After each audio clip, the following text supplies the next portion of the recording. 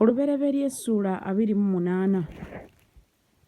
Isaaka n'ayita Yakobo n'amusabira omukisa, n'amukuutira n'amugamba nti, towasanga mukazi mu bawala ba Kanani, golokoka ogende e Padanalaamu eri ennyumba ya Besweri kitaawe wa nnyoko, lwe wasiza omukazi alivaayo ku bawala ba Labani mwannyina wa nnyoko.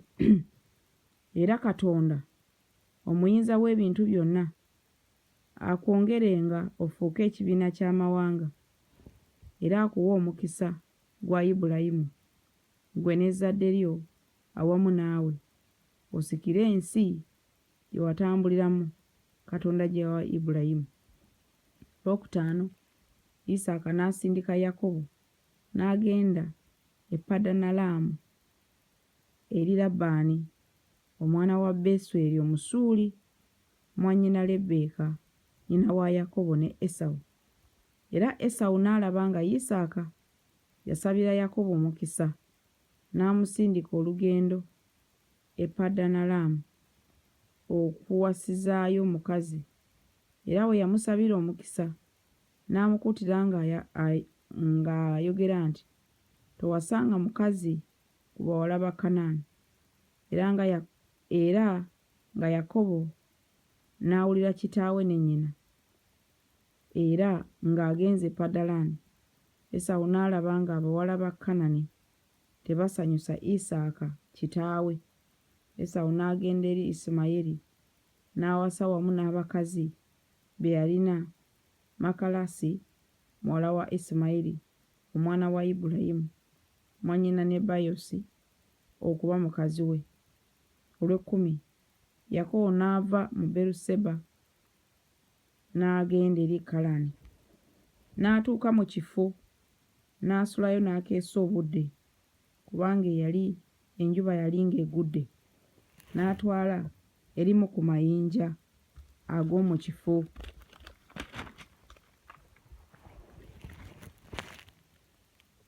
N'alyezizika wansi w'omutwe gwe, n'agalamira mu kifo ekyo okwebaka.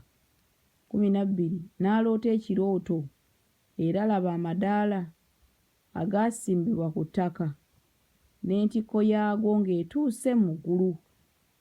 Era laba bamalayika ba Katonda nga balinnya era nga bakka ku go. Era laba Mukama ng'ayimiridde waggulu waago, n'ayogera nti, nze Mukama Katonda wa Ibulayimu jjajjaawo, era Katonda wa Isaaka. Ensi gy'ogalamiddemu ndigikuwa ggwe n'ezzadde lyo. N'ezzadde lyo linaabanga ng'enfuufu ey'oku nsi.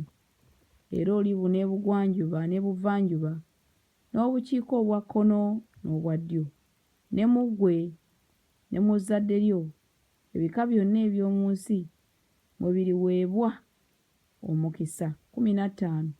Era laba nze ndi wamu naawe, era nnaakukuumanga gy'onoogendanga yonna, era ndikukomyawo mu nsi eno, kubanga sirikuleka okutuusa lwe ndimala okukola bye nkugambye. 16. Yakobo n'azuukuka mu tulo n'ayogera nti, mazima Mukama ali mu kifo kino, nange mbadde simanyi. N'ata n'ayogera nti, ekifo kino nga kyantiisa, ekifo kino ye nnyumba ya Katonda ddala amazima, era gwe mulyango gw'eggulu. 18. Yakobo n'agalokoka enkya ku makya, n'addira ejjinja lye yeezizise wansi w'omutwe gwe, n'alisimba okuba empagi, ng'alifuukako amafuta ku ntikko yaalyo.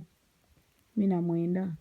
N'atuuma ekifo ekyo erinnya lyakyo Beseri, naye erinnya ly'ekibuga olubereberye lyali Luzi. Yakobo ne yeeyama obweyamo ng'ayogera nti, Katonda bw'anaabanga wamu nange, era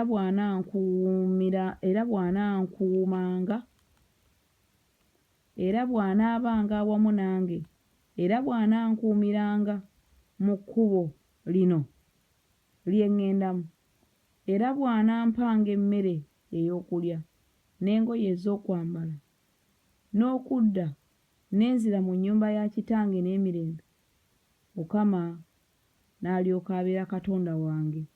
22 n'ejjinja lino lye nsimbye okuba empagi liriba ennyumba ya Mukama Katonda, era ku byonna by'onompanga sirirema kukuwa ggwe ekitundu eky'ekkumi.